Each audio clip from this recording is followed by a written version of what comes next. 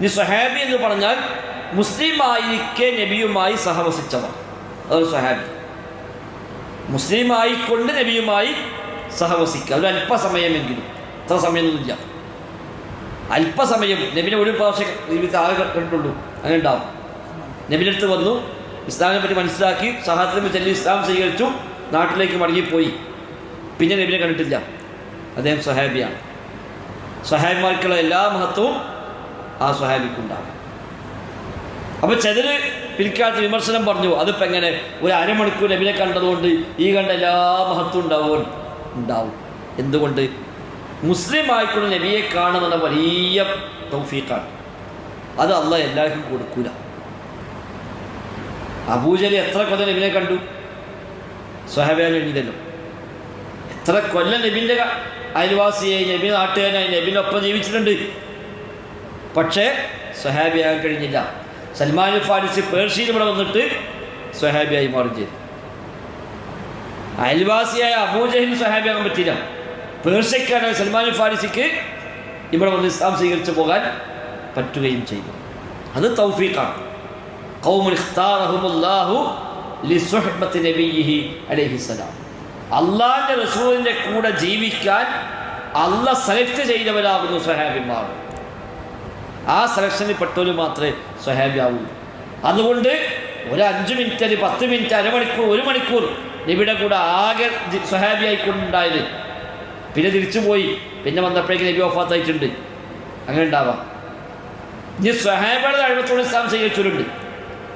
സ്വഹാബിമാർ പോയി അഴിമത്ത് നടത്തി, ഒരു ഇസ്ലാം സ്വീകരിച്ചു. ഓർക്ക് ഇവിടെ ഒന്ന് നബിനെ കാണാൻ അവസരം കിട്ടിയില്ല. നബിൻ്റെ കാലത്ത് ഇസ്ലാം സ്വീകരിച്ചു, സ്വഹാബിയായിട്ടില്ല, താബിഴിയാണ്. കാരണം എന്താ? മുസ്ലിമായിക്കൊണ്ട് നബിയുമായി സഹവസിക്കാൻ അവസരം കിട്ടില്ല. അപ്പം 10 മിനിറ്റ് നബിനെ കണ്ടുപോയ ഒരാളും 10 കൊല്ലം ഇസ്ലാം സ്വീകരിച്ചിട്ട് നബിനെ കാലത്ത് ജീവിച്ചു, പക്ഷെ നബിനെ കാണാൻ കഴിഞ്ഞില്ല എങ്കിൽ ആരാ മേലെ വെച്ചാൽ 10 മിനിറ്റ് നബിനെ കണ്ടാലാണ് മറ്റാളെക്കാളും മേലെ. അത് തൗഫീഖാണ്. ആ തൗഫീഖ് അല്ലാഹ് കൊടുത്തണമെങ്കിൽ അതിന് മാത്രം യോഗ്യത ഉണ്ടായിട്ടാണ് കൊടുത്തത്, അല്ലാതെ കൊടുക്കില്ല. അല്ല, ചില താബിഈങ്ങളെ ചരിത്രത്തെ പറയുമ്പോൾ അവിടെ പറയും, അസ്ലമ ഫീ സമയ നബി സ്വല്ലല്ലാഹു അലൈഹി വസല്ലം വലം യുദ്രിക്കുഹു.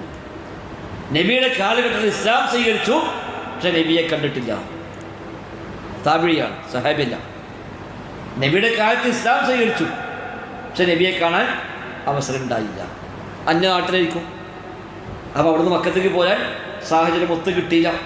അല്ലെങ്കിൽ വന്നപ്പോഴേക്ക് നബി വഫാത്തായി പോയിട്ടുണ്ട്, സുദീഖിന്റെ കാലത്ത് അവിടെ എത്തിയത്, അങ്ങനെയൊക്കെ വരാം. അവിടെ നിന്നും സ്വഹാബികളാവുകയില്ല. കാഫിറായിക്കൊണ്ട് നബിയെ കണ്ടു, പിന്നീട് ഇസ്ലാം സ്വീകരിച്ചു നബിയുടെ വഫാത്തിന് ശേഷം, എന്നാലും സ്വഹാബിയാവുന്നു. കാഫിറായ കാലത്ത് നബിനെ ഒരുപാട് കണ്ടിട്ടുണ്ട്. പിന്നെ നബിൻ്റെ കാലം കഴിഞ്ഞു, സ്വഹാബിയുടെ കാലത്ത് ഇസ്ലാമൊക്കെ വന്നു. താബിഴിയാണ്, നബിനെ കണ്ടകണ്, മുസ്ലിമാണ്, പക്ഷേ മുസ്ലിമായിക്കൊണ്ട് കണ്ടിട്ടില്ല. കണ്ടപ്പോൾ മുസ്ലിമല്ല, മുസ്ലിമായപ്പോൾ കണ്ടിട്ടില്ല, അപ്പോൾ സ്വഹാബിയല്ല. അതൊക്കെ അള്ളാഹിന്റെ ഇടപെടൽ അതിലൊക്കെ ഉണ്ട്. അപ്പോൾ ഒരു സ്വഹാബി ആവാന്ന് പറഞ്ഞാൽ യാദൃശ്ചികമായി ഒത്തിട്ടുള്ളതല്ല. അത് പടച്ച റബ്ബ് പ്രത്യേകം തിരഞ്ഞെടുത്ത് നബിയുടെ കൂടെ സഹവസിക്കാൻ അവസരം കൊടുക്കുന്നതിനാണ്.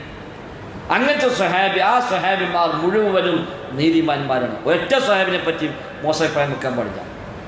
അല്ലാഹു പറഞ്ഞു റളിയല്ലാഹു അൻഹും വറദു അൻഹു. ഞാനെപ്പോഴും പറയാണ്ടല്ലോ, അള്ളാഹ്ക്കാണ് തൃപ്തിപ്പെട്ടാൽ മതിയല്ലോ. പക്ഷെ തൃപ്തിപ്പെടുക മാത്രമേ ചെയ്തത്, തൃപ്തിപ്പെട്ടു ആയത്തിറക്കി.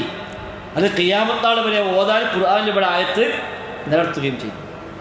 അതിലിപ്പോൾ അള്ളാഹ് തൃപ്തിപ്പെട്ടാൽ പോലെ എന്തിനാണ് ആയത്തിറക്കിയത്? അത് നമുക്ക് പറയണ്ട്.